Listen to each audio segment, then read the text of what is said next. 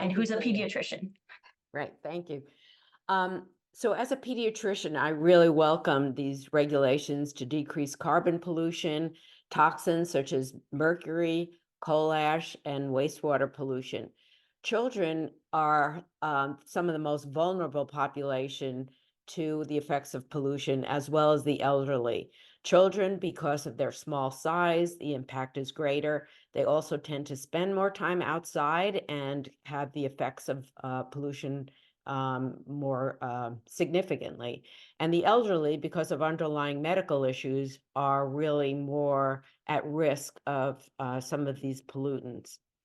But ultimately, help in these areas will help deal with the major issue of climate change, as the other speakers have already mentioned.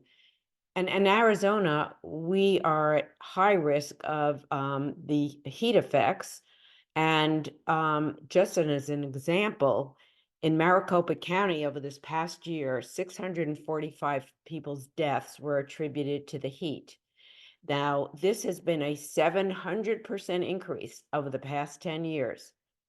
That is the most extreme effect of some of the climate change impacts on Arizona.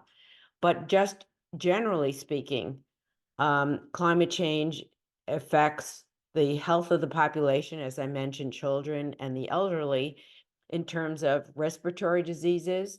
Martha mentioned the risk of asthma and other respiratory illnesses, cardiovascular diseases, particularly for the elderly, and toxins affect brain function as well. So these are all having an impact on the population, and that is why it is so important that we take these measures to control those pollutants.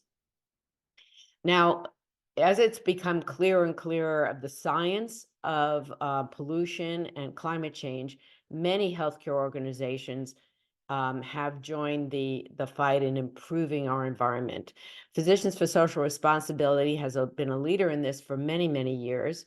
But my own Academy of Pediatrics has now released many statements about the effect of the climate on children, and urging pediatricians to share that information with their families. And I think other healthcare organizations as well. I'm involved with Society for Adolescent Health and Medicine. We work with teens and young adults, and we worked on a position statement for that organization to show the impact on teens. And many of you may be aware that teenagers are getting very involved in the issue of climate change. And in fact, there are several groups around the country that are suing state and federal government on how the climate is going to impact themselves and their future. And so I think that's really important that we're getting the involvement of young people in this work as well.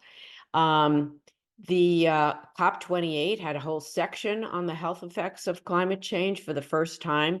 So I think this is really getting to be accepted as a significant impact, and the importance of being very proactive in getting some changes done quickly. So again, the EPA rules are just an incredible advantage, in addition to the Inflation Reduction Act, in making an impact.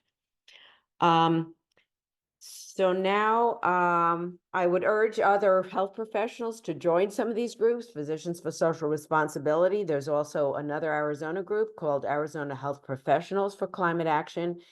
And then there's a national group called the Medical Consortium on Climate and Health.